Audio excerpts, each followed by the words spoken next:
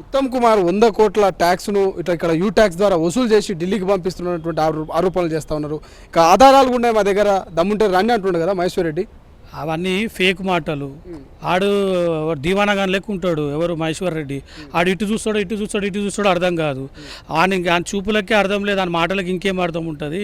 అవన్నీ చిల్లర మాటలు. ఒక మనిషి ఎదుగుతుంటే ఆయన ఈ రాష్ట్రానికి పెద్ద మనిషి, ఆయన మీద నిందలేస్తే ఈయనకేదో మైలేజ్ వస్తుంది, అమిత్ షా మోడీ వీళ్ళందరూ శబాష్ కొడతారన్న ఉద్దేశంతో డ్రామాలు ఆడుతుండు. కానీ ఆయన దాకా దూరం మాట అటువంటి లీడర్ దగ్గరికి రమ్మని ఫస్ట్ ఆయనకు మేమే సమాధానం చెప్తాం. మొన్నటిదాకా ఆర్ఆర్ ట్యాక్స్ అన్నారు కదా, ఆర్ఆర్ ట్యాక్స్ కూడా రేవంత్ ఇక్కడ నుంచి అక్కడ రాహుల్ గాంధీకి డబ్బులు పంపుతున్నాడు 100 కోట్ల రూపాయలు అటువంటి కామెంట్ చేశారు. అది ఎట్లా చూస్తారు? ఆర్ఆర్ ట్యాక్స్, యూ ట్యాక్స్, ఎందుకు ఈ కామెంట్స్ వస్తున్నాయి కాంగ్రెస్ పార్టీ మంత్రుల మీద? నేను ఒక విషయం చెప్తాను.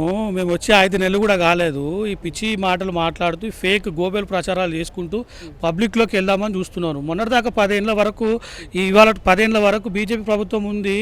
ఇక్కడ రాష్ట్రానికి చేసింది ఏంది? మొన్న అసలు వీళ్ళు ఎక్కడన్నా మీరు చూసుకుంటే ఎక్కడన్నా ప్రజల దగ్గరికి క్లోజ్గా వెళ్ళారా?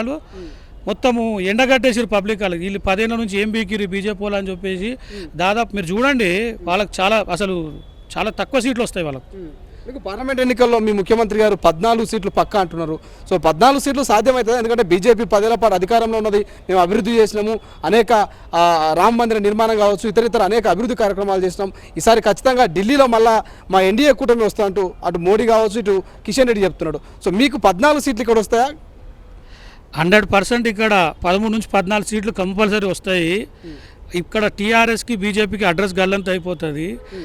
నేషనల్లో ఇండియా కూటమి 100% వస్తుంది. మా నాయకుడు ఖచ్చితంగా ప్రైమ్ మినిస్టర్ అవుతారు, దీంట్లో డౌట్ లేదు. ఇవి తెలుసుకొనే ఢిల్లీలో జరుగుతున్న అలజడి చూసి గల్లీలో ఇవన్నీ పిచ్చి ఆరోపణలు చేస్తూ ఉన్నారు ఇటువంటి కొరియర్ గన్లు.